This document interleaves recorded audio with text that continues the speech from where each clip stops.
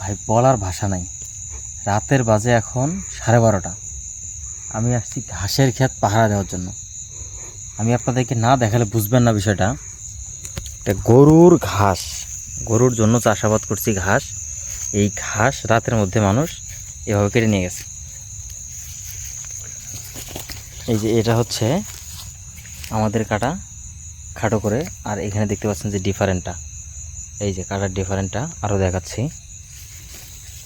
রাতে 2% জমির ঘাস এভাবে অজান্তে কেটে নিয়ে গেছে। কোথায় বাস করি রে ভাই? এই যে দেখতে পাচ্ছেন এগুলো হচ্ছে আমার আগের কাটা, আর এগুলো হচ্ছে এই যে চুরি করে কাটছে, সম্পূর্ণটা কাটতে পারেনি। দেখতে পাচ্ছেন যে হচ্ছে তাড়াহুড়োর মধ্যে যতদূর কাটা যায় আর কি। মোটে 2% মাটির ঘাস চুরি করে কেটে নিয়ে গেছে। ভাই আসলে সেফটিটা দিব কিসের? আমার তো বলার কোনো ভাষা নেই যে কোথায় বাস করি আমরা। জমি থেকে যদি গরু খাওয়ানো ঘাস নিরাপদ না হয়, কেমনে ভাই? আমার মাথায় আসে না।